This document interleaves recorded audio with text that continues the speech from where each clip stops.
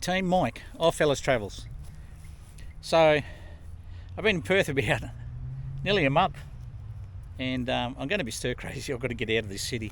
I'm not a city person, I've got to tell you.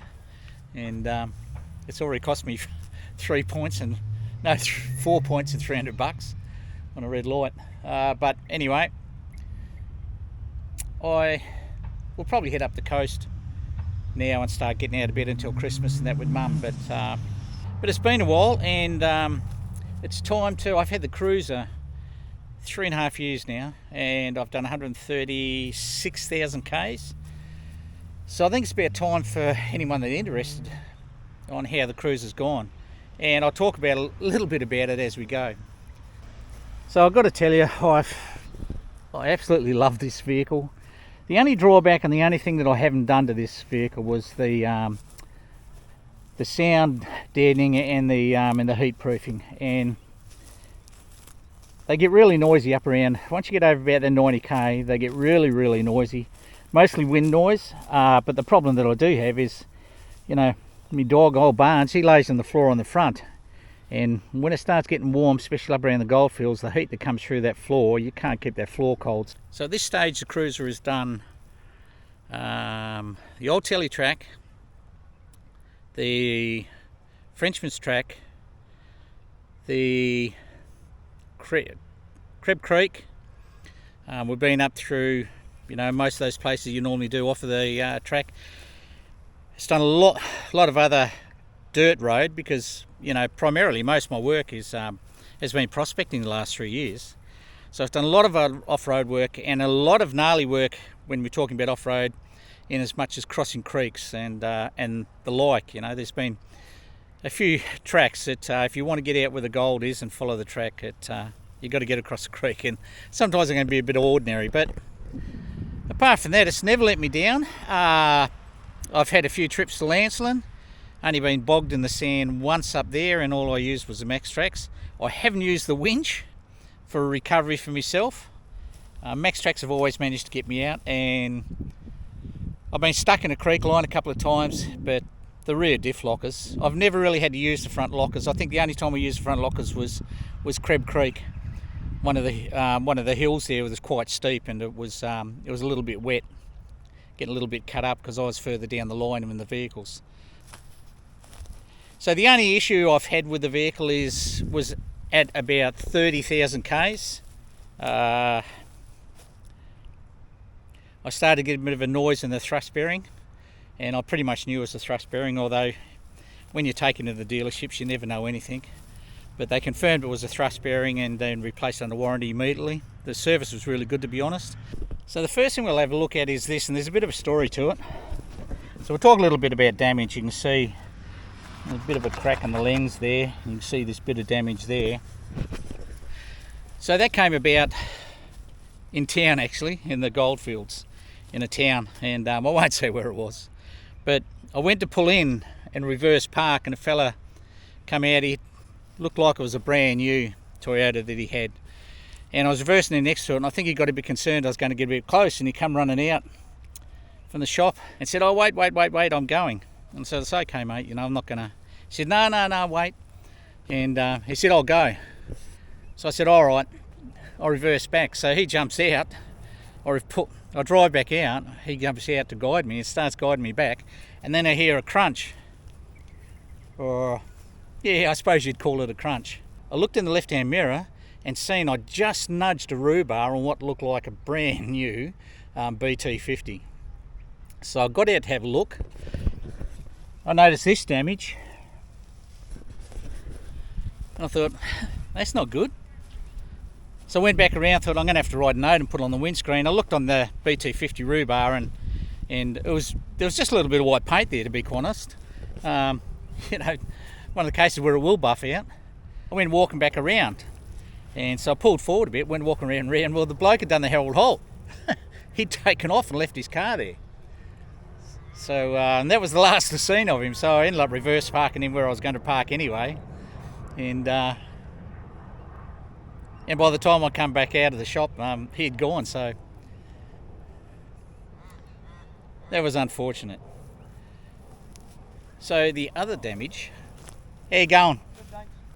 So when we're talking about the Cape York trip, that was probably where the rest of the damages occurred. So we're about halfway along the telly track, I think, and it was kind of my fault because I was having too much fun, I think. And I was talking to a fella, a bloke that I just happened to be riding in the car with me at the time. I wasn't paying attention, and I dropped the rear end into a pretty big hole, and it was a cutting we were going through.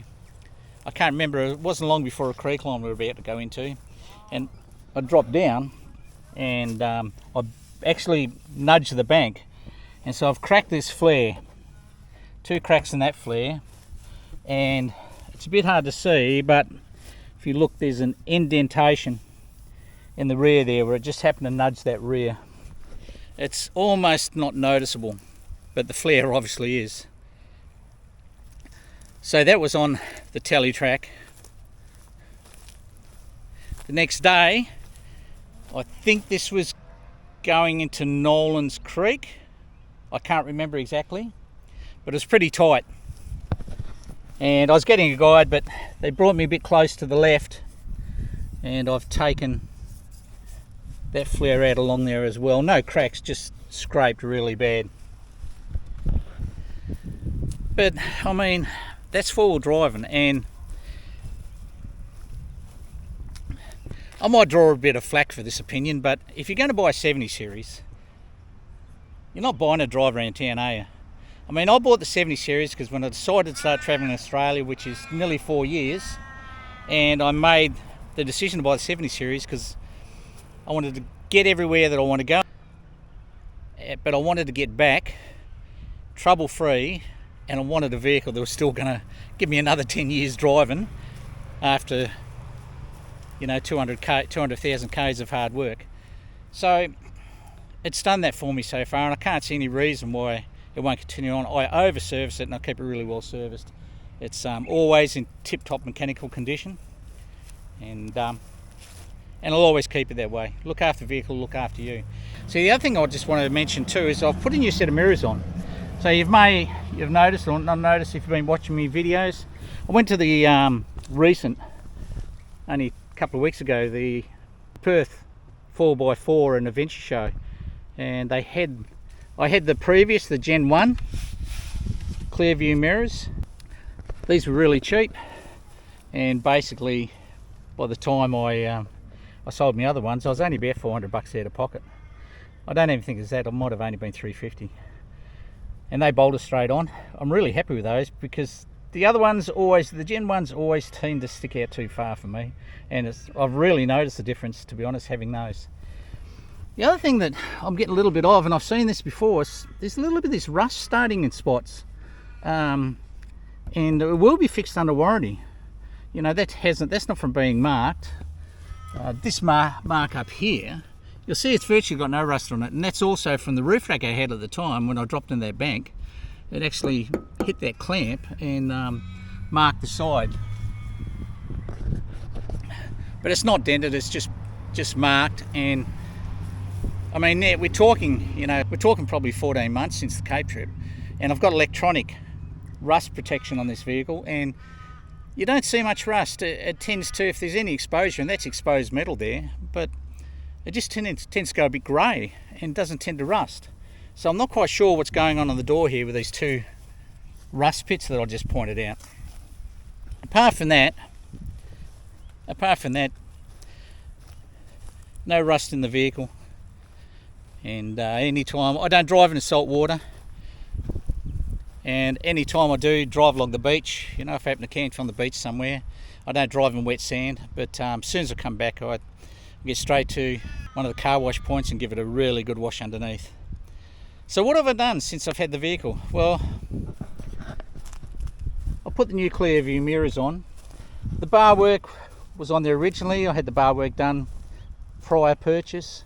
2 radios, GME radios, mounted side. I'll show you that in a minute. They've been faultless. I've got to tell you, these antennas, they have, these antennas, guys, they have taken a bashing, especially the long one. You can see, often caught up in trees, and it pulls back and it just flicks forward. But those antennas, touch wood, have been absolutely faultless. I've had no trouble at all. The winch, the Warn winch, I've used that a few times, not for myself but for other recoveries to help someone else out, and that's been faultless. The snorkel, so the AirMax snorkel, which is designed for these big V8s, and of course I've got the larger lights because I've had a GVM upgrade done, so I fitted the snorkel, AirMax snorkel, no tunes. To be honest, it's got plenty of power for me. You know, I suppose I'm just an old fella driving like Miss Daisy, but I don't have a catch can in there. I don't believe in catch cans, and to be quite honest, they, regardless of catch can, as far as I'm concerned, they still generate a bit of pressure in your manifold. So secondary filter only, the diesel management filter, that's been fitted pretty much since brand new. In fact, Toyota advised that I fit it when I bought the vehicle. So next change is I've put the gull wing windows in. I love these things. You can see there's plenty of pinstriping on there. I don't know whether you see it on the GoPro, but these are pretty tough. So the front runner gull wing windows, or gull wing doors I suppose you'd call them, and on the other side we've got the gull wing door also, but this one, front runner again, this one goes straight into the back of the vehicle.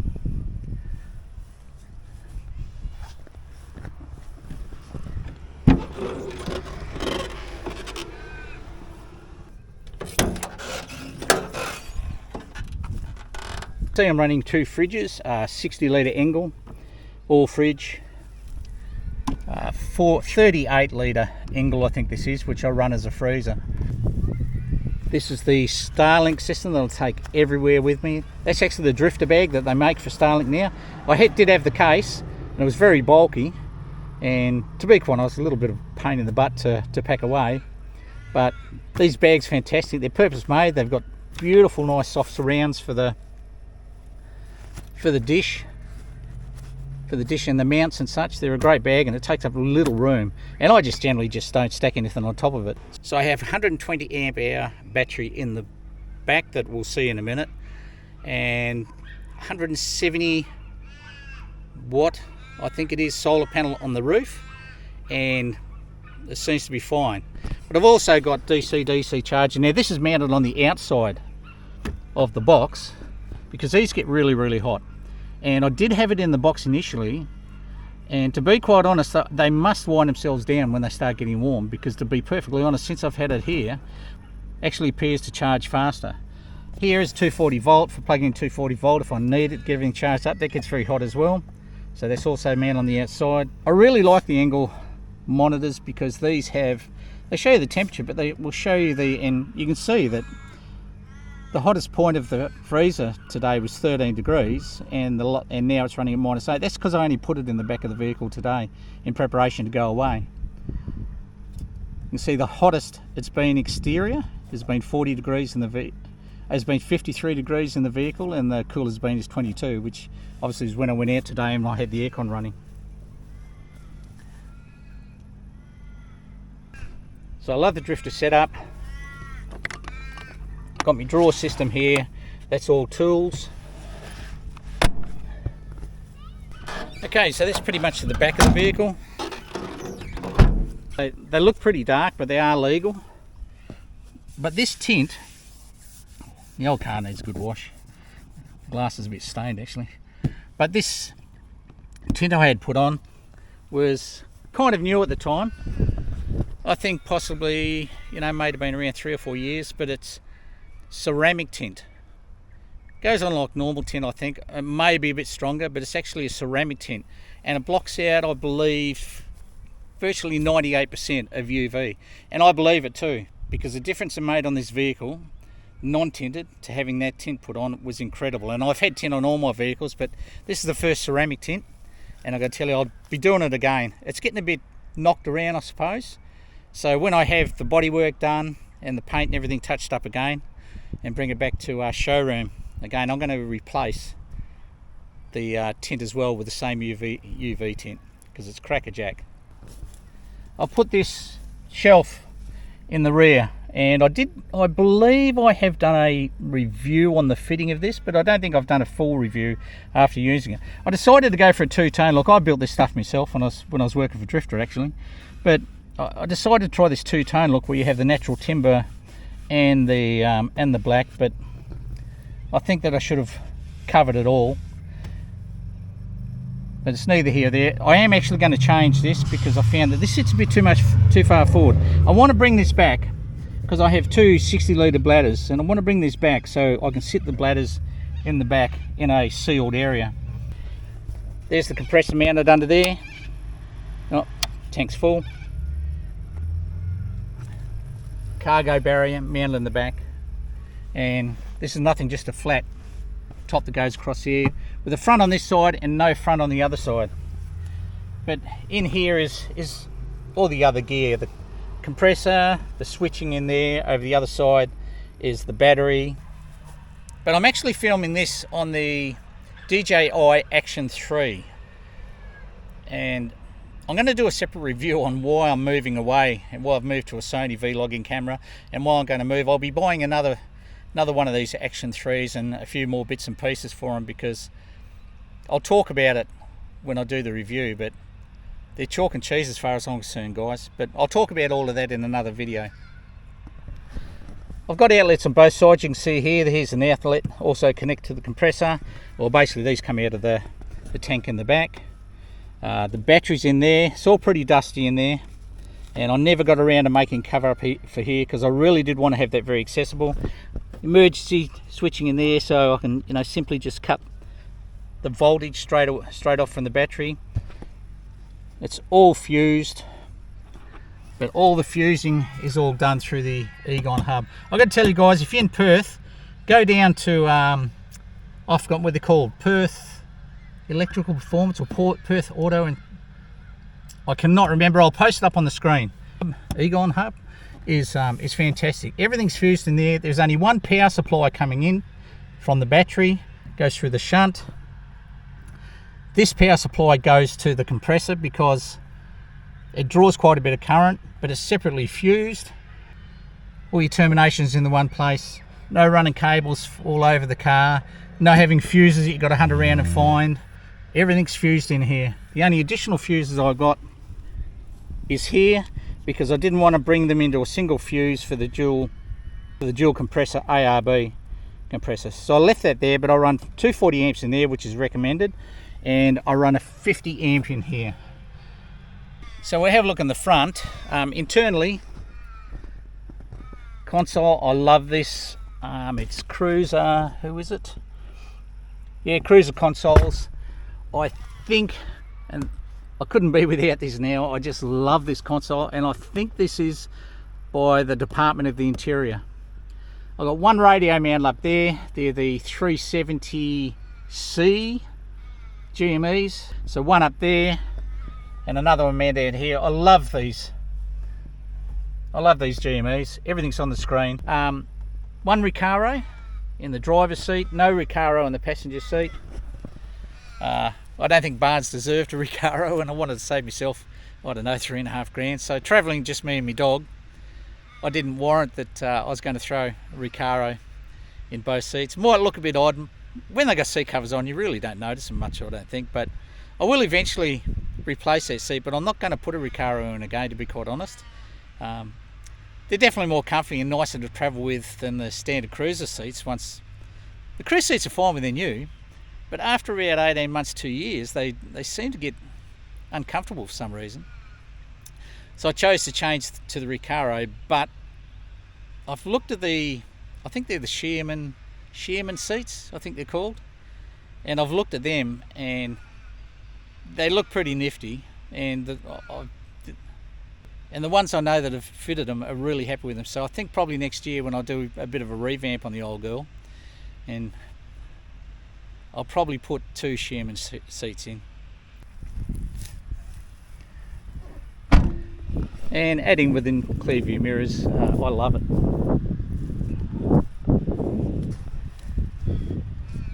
So mechanically, what have I done?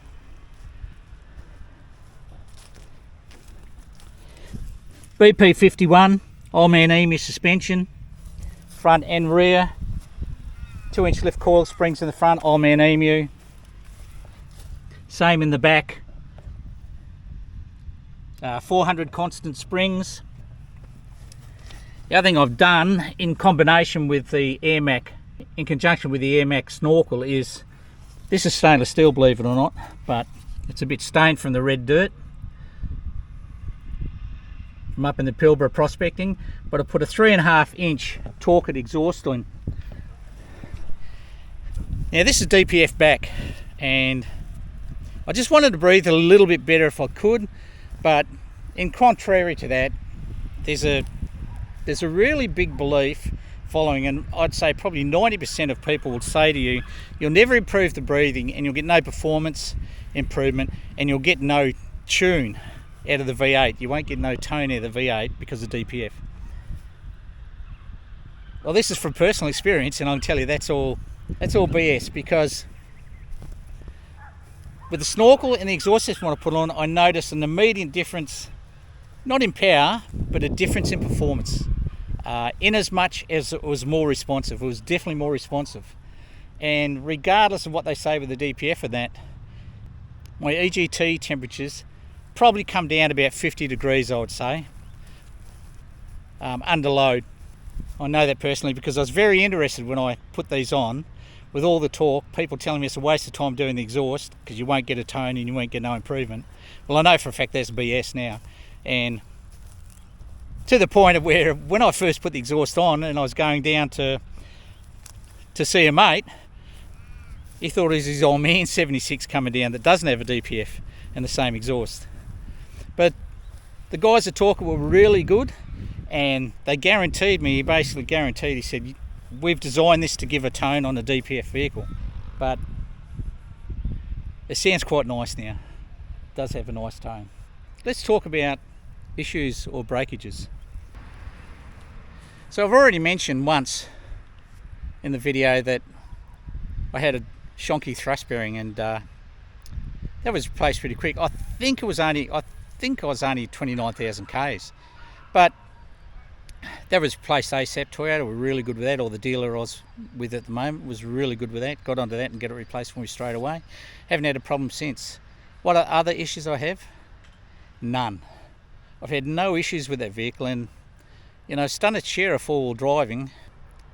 I don't know what they really designed these for, but I can tell you that they're tough, and we all know this. But no issues whatsoever, touch wood. And I wouldn't be expecting to have any either. Like, I've done a couple of trips with guys that have got 350,000, 380,000 on their cruisers, and they haven't even done injectors yet. So this is on the VJ, on the V8. I still believe that maybe the previous model, the 6-cylinder, might have been a better motor, but these are proven pretty good.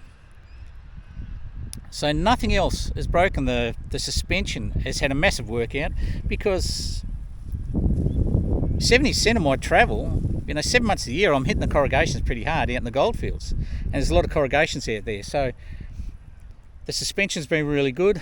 I managed to get it set up pretty well day one, and ARB actually hit it spot on with those 400 constants.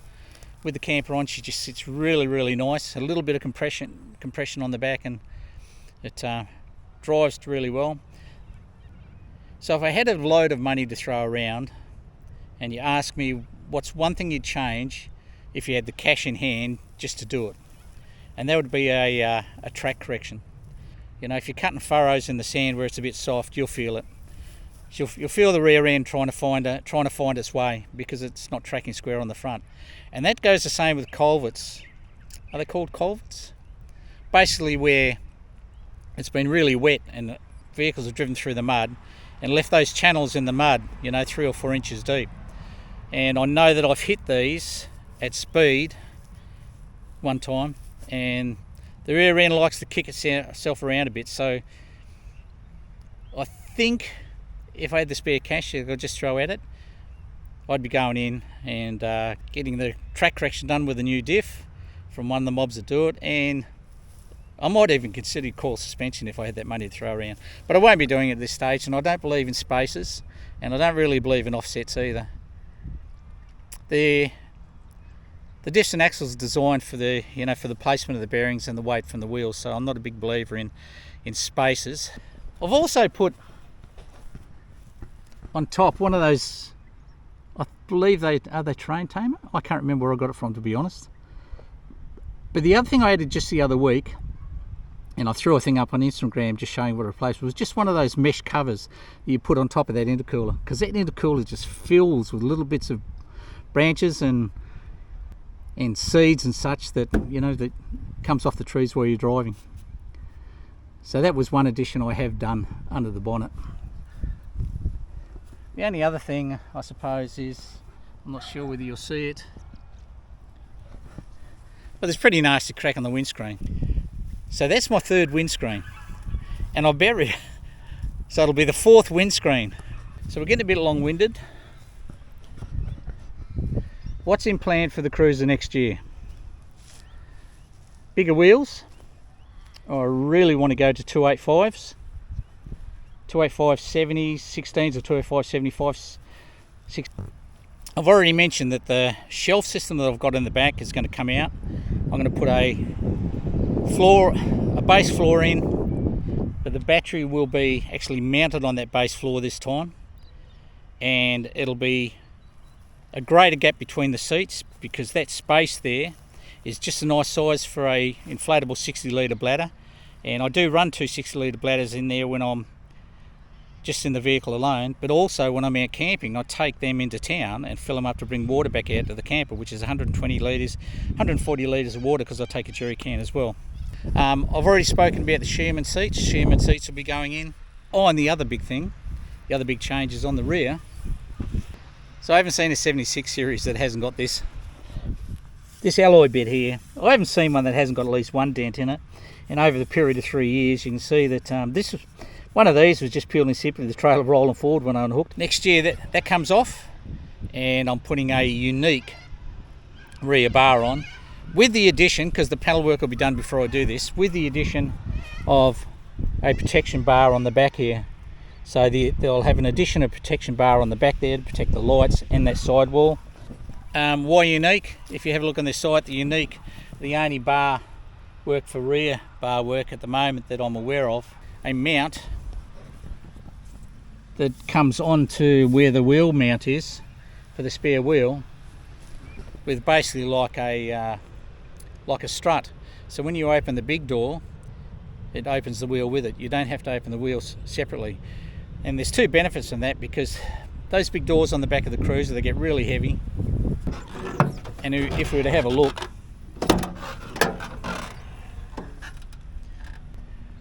that big door is quite heavy. You can feel it when the tyre's not on there. It's substantially lighter. And over time, these doors do drop a little bit, and you can see already, the rear door, it has dropped just a little bit. Not enough to jam, not enough to really notice, but they do drop. So I've been tagged by this door twice, once on a slope and once on a really strong wind up in Nullagine, because they won't hold themselves open. There's nothing to hold them open. The unique bar will not only give the benefit of being only to have to unhitch one side, but the side that carries the tyre will just open with the door. And in view of that, it holds the door open. So now you have something that's going to hold that door open and stop it coming back on you if you're on a slope or such.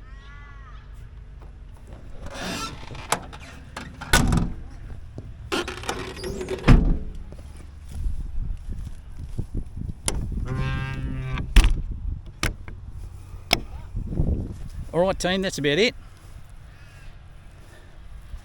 We've pretty much covered a bit of a review on the Cruiser after 3.5 years, and she's a cracker of a vehicle, and I can't see me, even I did think about selling it. What was I thinking? I don't know. Alright guys, just remember, if you haven't subscribed, hit the subscribe button, hit the like button if you enjoyed the video, leave a comment, love reading the comments, and I'll see you in the next video. Not long before Christmas, so there'll be a bit of a break, but there'll be a couple of videos yet. See you guys, take it easy. Old fella signing off.